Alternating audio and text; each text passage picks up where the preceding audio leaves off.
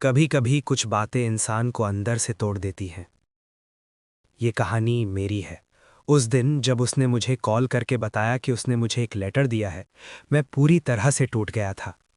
मुझे समझ ही नहीं आ रहा था कि खुशी महसूस करूं या दर्द।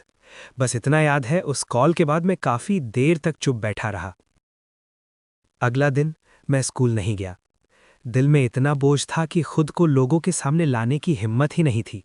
दिमाग में बस एक ही बात घूम रही थी कि अगर लेटर मुझे मिला होता तो शायद सब कुछ अलग होता। दूसरे दिन जब मैं स्कूल गया, मेरा मन बिल्कुल भी ठीक नहीं था। वो मुझे देख रही थी, मुझे महसूस हो रहा था, पर मैं उसकी तरफ देख भी नहीं पाया। मैं उसे इग्नोर कर रहा था। इसलिए नहीं कि मुझे उससे बात नहीं करनी थी, बल्कि इसलिए क्योंकि मैं टूट चुका था। मैं अपने एक दोस्त पर बहुत ज़्यादा भरोसा कर बैठा था, और उसी भरोसे ने मुझे सबसे ज़्यादा दर्द दिया। उसने मुझे सच नहीं बताया, उसने मुझसे झूठ बोला, उसने मुझसे वो बात छुपा ली जो मेरी जिंदगी बदल सकती थी। मेरा पूरा मूड ऑफ था, किसी से बात करने का मन नहीं था। लंच टाइम हुआ और मैं चुपचाप घर जाने के लिए निकल पड़ा। तभी पीछे से एक आवाज़ आई, अभिनव। मैंने सुना, लेकिन रुका नहीं। फिर उसने दोबारा बुलाया। इस बार मैं रुक गया। उसकी फ्रेंड थी। उसने जो कहा, वो शब्द आज भी मेरे कानों में गूंज जाते हैं। उसने कहा, निकेश को नहीं, वो लेटर तुम्हारे लिए था। उस पल जैसे सब कुछ रुक गया।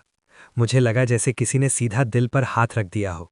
मुझे तब समझ आया कि वो लेटर मेरे लिए था, और मुझे ये भी समझ आया कि जिस दोस्त पर मैंने आंख बंद करके भरोसा किया, उसी ने मुझे धोखा दिया।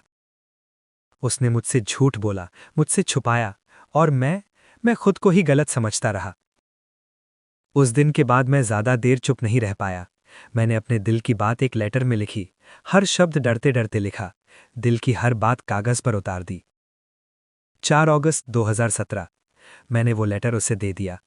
लेटर देते वक्त हाथ काँप रहे थे, दिल तेज धड़क रहा था, और दिमाग में बस एक ही सवाल था कि अगर उसने मना कर दिया तो। अगला दिन 5 अगस्त 2017 उसका कॉल आया। उस वक्त मैं अपने पापा जी के साथ था। टाइम लगभग 12:45 हो रहा होगा। फोन की स्क्रीन पर उसका नंबर चमका। मैंने कॉल उठाई। उधर से उसने बस अपना नाम बोला और कॉल कट कर दी। मेरा हाथ कांप गया, दिल इतना जोर से धड़क रहा था जैसे सीने से बाहर आ जाएगा।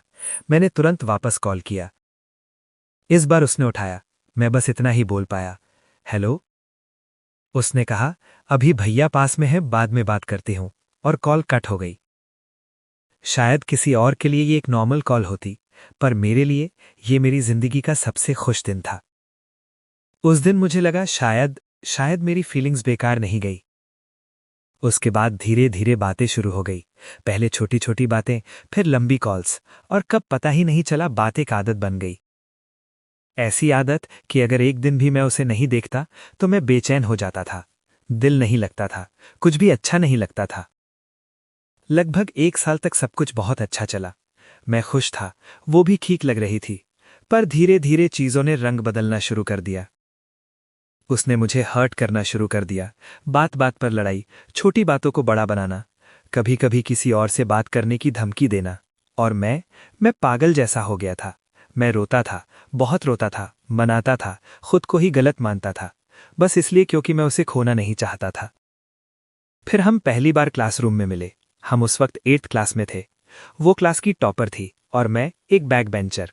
मुझे आज भी याद है, जब वो बदमाशी करने वालों के नाम लिखती थी, कभी मेरा नाम नहीं लिखती थी। उसी एक बात से पूरी क्लास को और पूरे स्कूल को समझ आ गया कि हम दोनों सिर्फ दोस्त नहीं थे। उसका बर्थडे फरवरी में आता है। उस दिन हम पहली बार रात में मिले थे, और वहीं लगभग 2 साल के बाद हमारा पहला किस हुआ। उस पल लगा जैसे लाइफ सेट हो गई हो। हम दोनों खुश थे, या शायद मुझे ऐसा लगता था। फिर एक दिन मुझे कुछ ऐसा पता चला जिसने मुझे पूरी तरह से तोड़ दिया। इतना तोड़ दिया कि मैं खुद को संभाल नहीं पाया, और वहीं से मेरी जिंदगी गलत रास्ते पर चल पड़ी। जो सच मुझे पता चला, उस